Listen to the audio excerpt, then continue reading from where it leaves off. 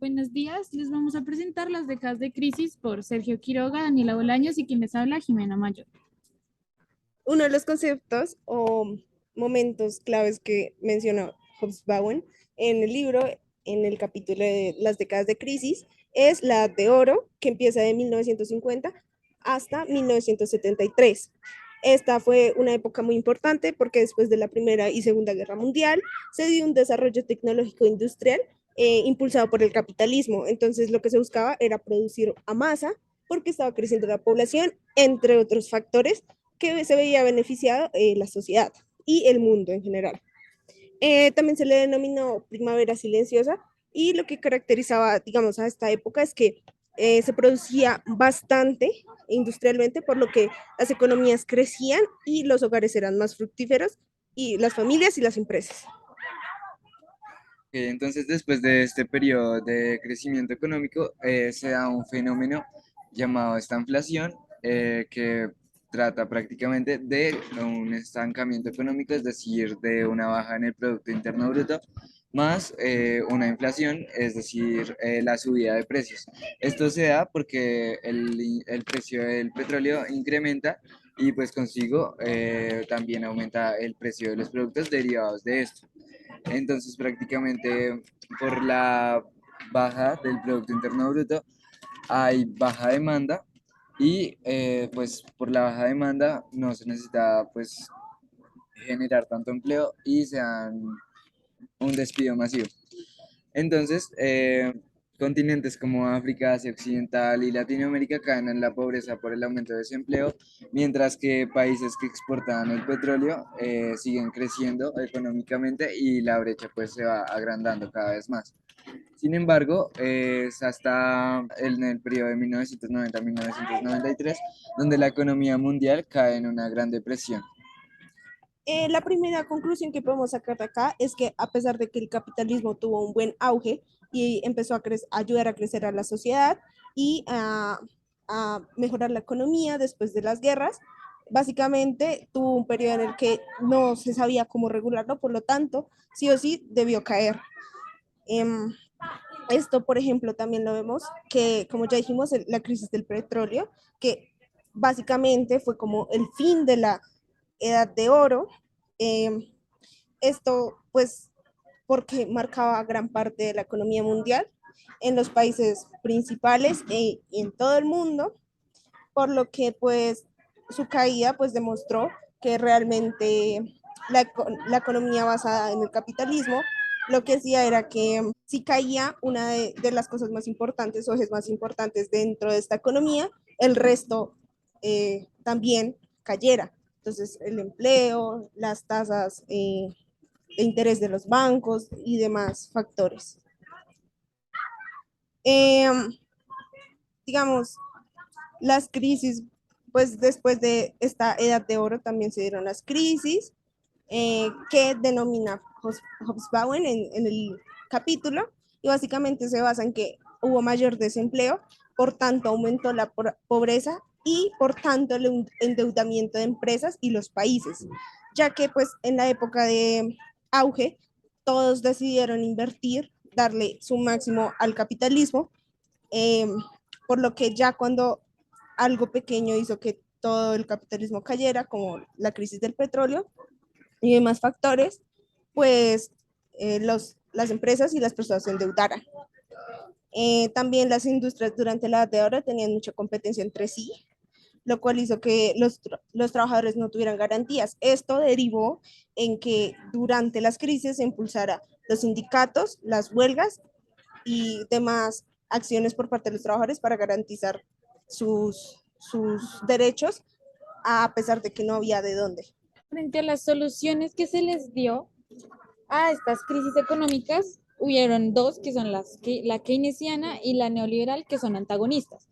Los keynesianos creían en una estimulación de la economía por demanda, es decir, en los consumidores y el sector público.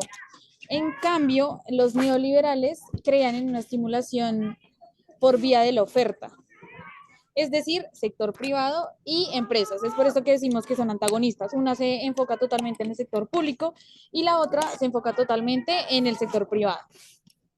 Y en los neoliberales salió algo que se llama una conducta que se llama la mano oculta de libre mercado, que es en la que sin importar la comunidad, tu beneficio propio va a ayudar sí o sí a que crezca la economía. Entonces, no importa el interés de los otros, mientras tu propio interés tú lo puedas satisfacer, porque se cree que ese mismo interés va a ayudar pues a la comunidad.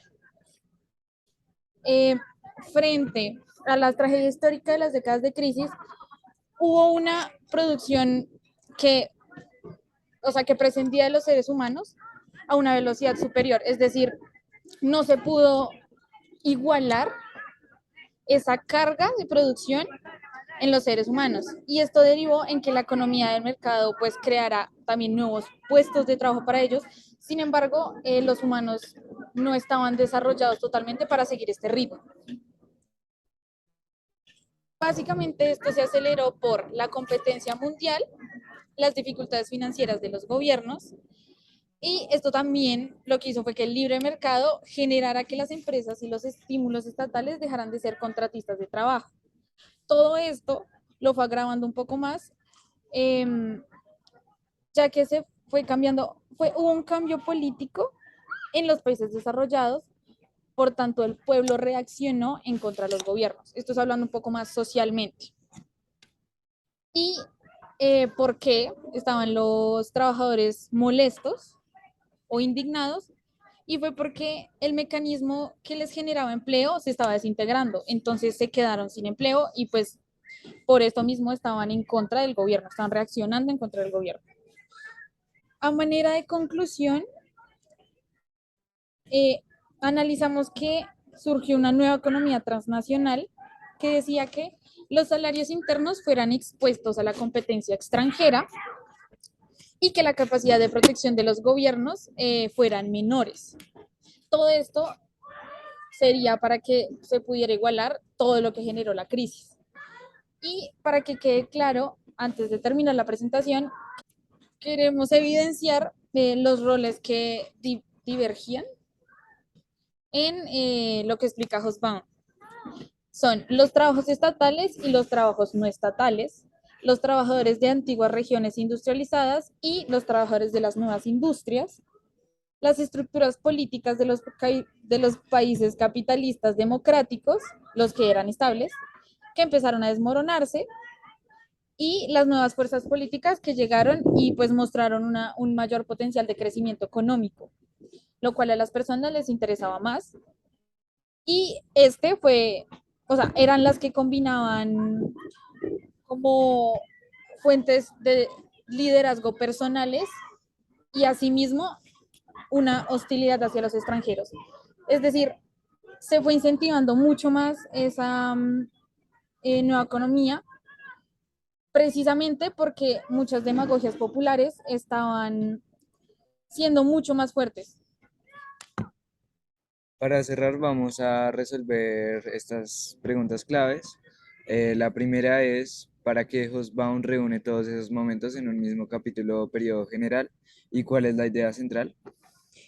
Básicamente, él reúne todo esto porque el capitalismo, algo tan nuevo durante el siglo XX, que permitió el crecimiento económico, social e incluso político de mucho a un nivel mundial, pues después de eso en algún punto debió caer. Es como ese contraste de ese mundo utópico al que pensaban las personas que estaban metidos gracias al capitalismo, en qué momento se cayó y cómo las personas en ese momento no supieron cómo encaminar mejor el capitalismo para que no cayera, ya que se sabe actualmente que el capitalismo necesita de recesiones económicas para que florezca, por lo que pues en ese momento las crisis representan como ese, esa dualidad de que no se sabía cómo iba a ser, cómo era el capitalismo.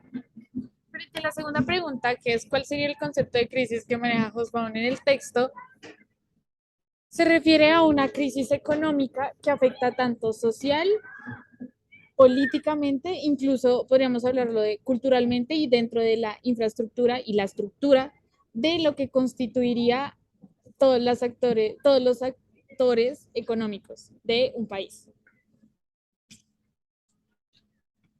Y la última pregunta que es, ¿actualmente la pandemia sería otra crisis desde la concepción de Hobsbawm o no? Pues según la definición que dio mi compañera Jimena, claramente sería una crisis, ya que pues hubo una recesión económica y pues se vieron afectadas todas las estructuras sociales, es decir, la economía, la política y pues obviamente la parte cultural. Estas son nuestras fuentes. Muchas Gracias. gracias.